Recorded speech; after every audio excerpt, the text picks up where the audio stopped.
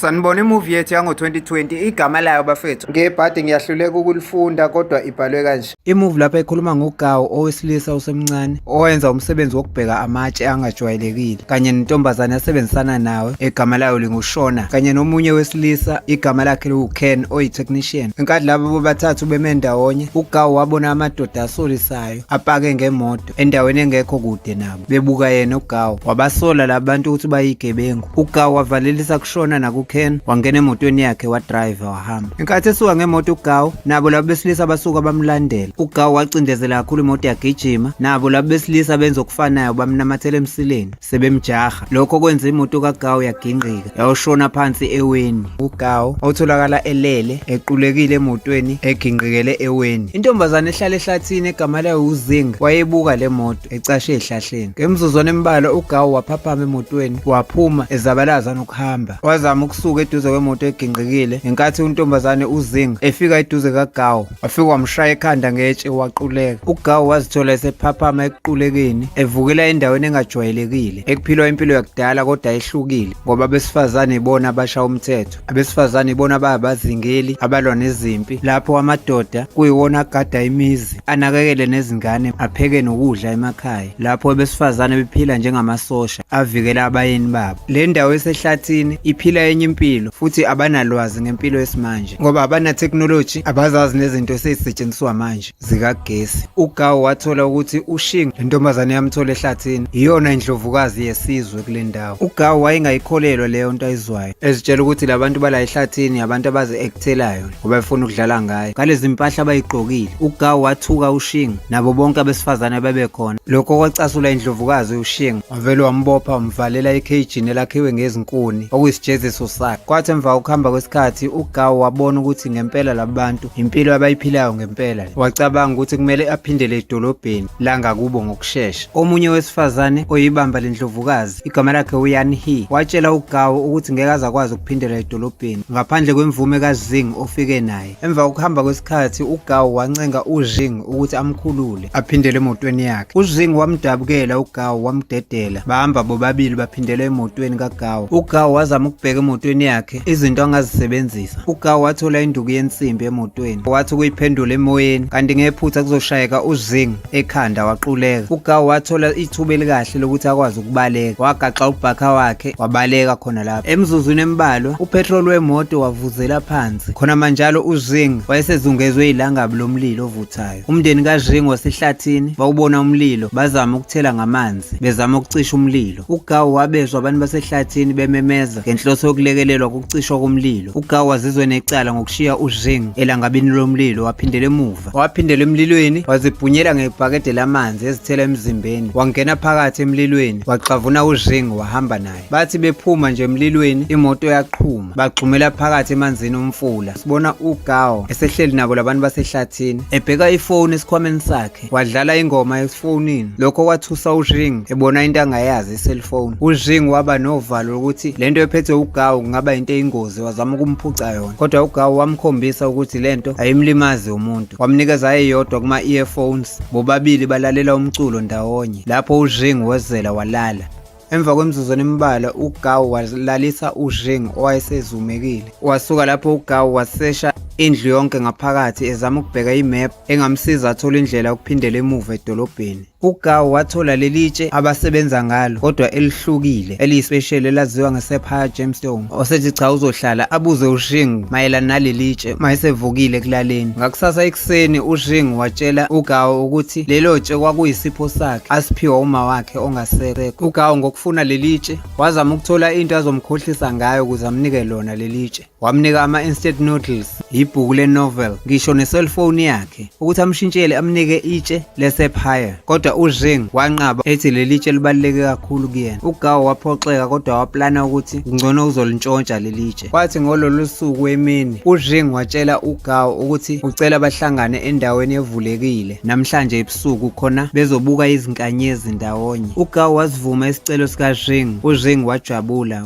wasuka wahamba. Kwathi ngololu suku ebusuku uGawu noZing babelele otshanini bebuka isibhakabhaka esigcwele izinkanyezi. Kwathi khona manjalo uZing wagibela phezu kaGawu wazama ukumkhumula izinto azigqokile, kodwa uGawu wayiphusha intombazane wayilahla eceleni. Bobabili baba nempikisano enkulu, kanti uGawu wayethukile ukuzwa ukuthi kule ndawo ukubukela izinkanyezi ndawonye kuchaza ukuthi kumele nenze ucansi. Wathi ezwa lokho uGawu wabaleka waphindela endlini. uZheng kwamcasula ukwenza kaGawu ngendlela ukuthi waphinde wambuyisela ekhejini elakhiwe ngezinkuni njengesinye isijeziso sakhe. uGawu wachazela uZheng ukuthi ubengayazi yena leyo nto ukuthi ichaza ukuthi kumele bathandane. Wachaza ukuthi yena endaweni asuka kuyona uba owesilisa oshilo owesifazane bachazelane ngothando lwabo, kakhulukazi makunetha isnow. uZheng walizwa esayidi likaGawu kodwa still wayesamvalela ekhejini ngekathi emshiya ebuyela endlini. Uma sibuyela edolobheni, uShona noKen babesahamba befuna uGawu abangamazi ukuthi washonaphi, baze babhekana la eginqikele khona imoto yakhe kodwa bangathola lutho. uKen wasebenzisa i-drone ukuthi ayihlole le ndawo, kodwa ukulahleka kwesignal kwaphazamisa ukundiza kwe-drone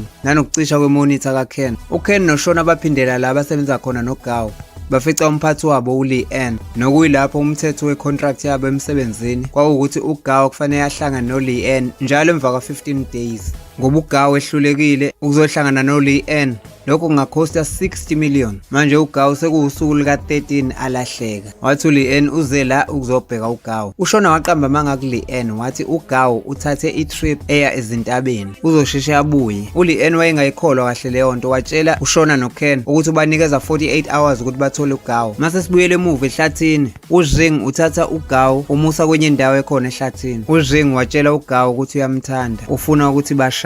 Ngaleso sikhathi emthela ngebhakede eligcwele igazi lenkukhu. Kanti uZheng umzwe kabi uGawu mayethi abantu bashelana makunetha isnow, yena ubecabanga ukuthi yigazi ngoba ublood ucishe ufane nosnow ngokwesiChina. uGawu wacaswa kakhulu edinwa isenzo sikaZheng, wahamba wamshiya kanti uzowukwa indawo ecushiwe ehlathini. Waphinde uGawu wancenga uZheng ukuthi amdedele. uZheng wabuza uGawu ukuthi uyavuma yena ukuthi bashade. Ngokuthi wayesenkingeni uGawu wavuma. Ngenkathi sebephindele emuva ekhaya, uGawu wathola ucezu lwe-drone kaKen ephahla key'ndiza. Ebona lento uGawu waba nethemba lokuthi abangani bakhe bafuna yena. Ngaleso sikhathi uZheng embophe ngentambo emdonsa. Ngabo lobo busuku uGawu wavuma ukuthi bashade, kodwa ngawo lo mzuzu uGawu wayibuza yonke imininingwane mayelana nale ndawo. Lapho waze wathola ukuthi kukhona imbobo eyimfihlo yokuphuma. Wacabanga ukuthi kungenzeka kube imbobo ezomsiza ukuthi abaleke. uGawu wezwa futhi ukuthi kule ndawo banendawo yokuphuza iwayini. Wacela uZheng ukuthi amthathe amuse kuleyo ndawo yewayini. Ngempela basuka lapho baya khona. Engazi uZheng, uGawu wakhipha ama-sleeping tablets okungamaphilisi okulala wawathela kulelo wayini azolalisa bonke abantu bala ehlathini mabephuza lelo wayini ngoba bezobe beshada ebusuku. uZheng wanikeza uGawu itshe le-sapphire stone njengesipho sakhe somshado. Ngobusuku obulandelayo uZheng noGawu babe sebeshada. Esefunde nomdanso wakhona, lapho uZheng aguqa ngedolo elilodwa watshela uGawu ngothando analo ngaye. uGawu wamambukela njengonkosikazi wakhe. Emva kwalokho abantu basehlathini bajabula bacula. Ngaso leso sikhathi abashadayo uGawu noZheng babedansela izingoma zalapho. Ukuqeda umcimbi uGawu wabacela bonke ukuthi ucela ngenhlonipho baphuze bonke amawayini asezandleni zabo. Abantu basehlathini baliphuza iwayini elifakwa amaphilisi okulala. Lapho uGawu ayalichitha elakhe iwayini bengaboni. Ngemva kwamahora ambalwa bonke abantu basehlathini basebelele. Lapho uGawu alayisha isikhwama sakhe wabashiya, wabaleka kuleyo ndawo yasehlathini. Wahamba njalo ehlathini uGawu waze wayifica ngempela lembobo okuphunywa kuyona. Wangena ehamba njalo lapho ngaphakathi ebumnyameni wazophumela ngaphandle endaweni esimkhiphela edolobheni. Wanyukela phezulu entabeni wabona nezimoto into kade ayigcina. Emsebenzini kaGawu uLeanne wayesebuyile eze kuShona noKen abatshela ukuthi lo 48 hours abanikeze wona ukuthi bathole uGawu usuphelile. Kodwa uShona noKen batshela uLeanne ukuthi abazi ukuthi uGawu washona. uLeanne wabanika iphepha le-contract ukuthi basayine leyo ndlu abasebenzela kuyona ukuthi ibuyele kuyena, kodwa uShona wanqaba ukusayina amaphepha. uLeanne watshela ama-bodyguard akhe ukuthi awabambe uShona noKen ngenkani ukuze basayine amaphepha. Lapho uShona waphoqeleka ukuthi asayiniswe amaphepha nge-fingerprint. uGawu wangena emnyango ngokuphuthuma ukuthi azobamisa. uKen wathatha leyo contract esayiniwe wayihlafuna ngenkathi uGawu ekhuluma noLeanne. Emzuzwini engemngaki uLeanne wahamba. Ngesikhathi ehamba uLeanne uGawu waphuthuma ukuyogeza, wabuya wazodla nabangani bakhe ababebhizi bembuza ukuthi bekuphi sonke lesi sikhathi. Kodwa uGawu wayefuna ukuvikela abantu basehlathini ukuthi bangaziwa abantu basedolobheni nempilo abayiphilayo, so wayiziba le mibuzo yabo wabaqambela amanga ukuze banganaki. Kwathi sebeqedile ukudla, uGawu wabakhombisa itshe leSephaya alithole kuZheng. uShona noKen bathi bebona itshe abakholwanga ngoba babeqala ukubona iSephaya stone enkulu kangaka, so uGawu wanikeza uShona lelo tshe leSephaya kanye nenhlabathi eyisampuli yalapho asuka khona ukuthi bakutheste. Kwathi ekuhambeni kwesikhathi bobathathu bayovakashela umalume kaGawu, igama lakhe uWen, owayesehlala ekhaya labadala. Bagqoka ama-costume ama-clown ukuthi bazojabulisa abantu abadala, kodwa akungijabulisi mina lokhu, kuyangisabisa. Uma sesibuyele emuva ehlathini, abantu basehlathini sebephapheme emva kokuqulekiswa ukuziphilisa lokulala bafuna uGawu. uZheng wayephatheke kabi ngokulahleka kukaGawu, wathola nokuthi ulahleke nalo leli tshe kade lifuna. Wabatshela ukuthi uzoya khona edolobheni ayozifunela yena uGawu. Kwathi owesifazane oyisekela lakhe uYan He wamnqabela ukuthi aye edolobheni ngoba abavumelekile ukuthi baye emhlabeni wangaphandle, kodwa uZheng wamncenga ukuthi uyacela ukuya. Angempela uYan He wathatha uZheng wamphelezela emkhiphela ngaphandle komgodi, kodwa wayesamncenga ukuthi aqaphele abantu basedolobheni. Waphumela ngaphandle wahlangana nowesilisa okuthiwa uYi Tian, owaye-social media influencer owayefisa ukuthola owesifazane ozosebenza naye ukuthi abe yi-co-host yakhe. uYi Tian ngokubona indlela agqoke ngayo uZheng nanokuphatha umcibisholo wamcela ukuthi asebenzisane naye, kodwa kunalokho uZheng wanikeza uYi Tian ikhadi elalisale kuGawu ngenkathi esehlathini elaline-phone number kaGawu. Wazama ukufonela inamba esekhadini wathola ukuthi uGawu usekhaya labadala elingekho kude nalapho bekhona. Watshela uZheng ukuthi bangene emotweni, wayeyisaba nemoto kodwa bangena emotweni bahamba bayobheka uGawu. Bathi sebesekhaya labadala uGawu wabona uZheng wasuka lapho wabaleka ngaphambi kokuthi ambone, wacasha emva kweyihlahla ecabanga ukuthi uZheng uze la ngoba ezobheka yena. Ngokulahla ithemba uZheng wahamba waphuma ekhaya labadala ngoba engamtholi uGawu. uGawu wahluleka ukuyibamba wathimula, wezwa uZheng. uGawu waphumela ngaphandle waziveza kuZheng kodwa egqoke i-costume yama-clown. uZheng abonanga ukuthi uyena uGawu, wambuka egxumagxuma ehamba uGawu. Lapho uZheng wayesadidekile ukuthi inhloboni yomuntu le. Emva kwesikhashana uZheng wabuyela emotweni kaYi Tian. Lapho wayesadideke khona uZheng ngento ayibonile, uYi Tian wamtshela ukuthi ama-clowns akusiwona ama-clown ngempela, kusuke kuwabantu bangempela basuke begqoka ama-costume beyisithe ubuso ngama-mask. Ngalowo mzuzu uZheng waba nesiqiniseko sokuthi leli clown kade libona kade kuyena ngempela uGawu. Waphinde wancenga uYi Tian ukuthi ucela amphindisele khona ekhaya labadala. Bathi sebephindela ekhaya labadala kanti uGawu nabangani bakhe basebehambile, uZheng wasala ephoxekile. uYi Tian watshela uZheng ukuthi ucela ukumthatha amgodukise amuse kubo, kodwa uZheng wanqaba ehlezi ku-pavement ngaphambi kwekhaya labadala ethi uyomlinda azabuye uGawu. uYi Tian wamncenga kodwa uZheng wanqaba. Emva kwesikhashana uGawu wayeseyisola ngokuthi akazivezanga kuZheng obezomfuna. Wancenga uKen ukuthi ucela amtholele ilocation. uKen watshela uGawu ukuthi uZheng usanoYi Tian eduze kwekhaya labadala, wadrive ephindela khona ekhaya labadala. uGawu wabona uZheng ehlezi emvuleni ngaphansi kwe-umbrella kaYi Tian. Wamisa imoto, wavula iwindi uGawu, wamemeza uZheng. Wethuka uZheng ebona uGawu wamxavuna ngeshethi. uGawu waqamba amanga wathi akashawa umuntu emvuleni, so uZheng wakhola lowo manga kaGawu wamdedela. uZheng wangena emotweni kaGawu baya kubo kaGawu. Bathi bengena kubo kaGawu uZheng wakhipha umcibisholo wakhomba ngawo uGawu, kodwa uGawu wazama ukumpholisa. uZheng watshela uGawu ukuthi akabuyise itshe lakhe uzofuna lona, kodwa uGawu wamziba ngokuthi amnikeze ikhekhe, emsulela ngocream wekhekhe emlonyeni. uZheng wezwa into angakaze ayidle enoshukela, wakhohlwa nya indaba yetshe, wadla ikhekhe. Walidla ikhekhe uZheng, wathi eseqedile wazulazula endlini ebuka izinto angakaze ayibona. Wathuka ebona isilwane ku-TV ecabanga ukuthi sizophuma, wadubula i-TV ngomcibisholo wayiphahlaza iscreen yafa. uZheng wanaphaza waqeda endlini esaphaza umcamelo wokugcwalisa indlu ebona izinto akazazi. Ngosuku olulandelayo uShona wafika ezovakashela uGawu, wethuka ebona indlu ingcolile, zonke izinto zihlaphazekile. uZheng wasondela kuShona edla ama-instant noodles. uShona wathatha indishi yama-noodles kuZheng efuna nokwazi ukuthi ubani le ntombazane nokuthi ihlanganiswa yini noGawu. uZheng wacasulwa isenzo sikaShona, wamxhavuna ngobuso, wambamba ngezandla ebusweni wamphakamisa. Wathi esekhala uShona, uGawu waphaphamiswa umsindo wokukhala. Waye downstairs efuna ukubona ukwenzakalani, wafica uShona eboshwe ngoblanket evalwe nomlomo. uGawu wamqaqa ngokushesha. uShona wabuza kuGawu ukuthi ubani le ntombazane ehlanyayo. uGawu wadonsa uShona wamusa endlini yakhe upstairs, wamchazela konke okwenzekile ngenkathi elahlekile. Wamchazela nawe ukuthi uZheng oyindlovukazi yesizwe, lapho abesifazane bephethe khona izwe, abesilisa belandela ngemuva. uShona wayengayikholwa lento ayitshelwa uGawu, kodwa wabuya wacabanga ukuthi kungenzeka ukuthi uqinisile mayesebuka nomcibisholo kaZheng. uZheng wezwa kukhona ongqungquza ngewindi, wethuka ebona ukuthi uYetian uzile la ekhaya. uJing waphuthuma ukuzama ukuvula umnyango kodwa wahluleka, engazi kuvulwa kanjani. Wayibamba ihandle yomnyango wayidonsa ihlephuka, wazama kodwa wagcina ehlulekile ukuvula lapha emnyango. Wabona kungcono ukuthi umnyango avela ukhahlele awuphule wonke. uGao noShona bezwa ukuwa komnyango, bagijima bezobheka kwenzakalani. uGao wacasuka ebona uYetian ekhaya lakhe, wamdonsa wamkhiphela ngaphandle. Kodwa uYetian wala ukuhamba, wathi uyazi ukuthi uJing usuka kulabantu basemgedeni ehlathini. uGao wethuka ukuzwa lokho, watshela uYetian ukuthi angasondeli kuyena. Wabamba uJing baphindela endlini naye. Ngosuku olulandelayo uGao wathatha uJing wamusa esitolo sezimpahla ukuthi agqoke izinto ezijwayelekile. uJing wazama ukulinganisa izinto zokugqoka ngenkathi uGao ephumela ngaphandle ukumnika iprivacy. uGao wathuka ebona uLeanne umphathi wabo, wayesaba ukuthi uzobona ukuthi ubani uJing. Wacasha ngemva kodonga, wethuka esebona uLeanne ekhuluma noJing.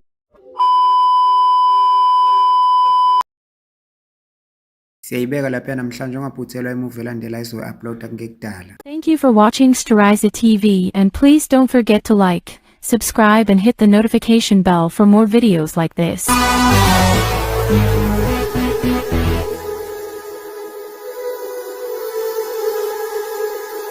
Styriza TV.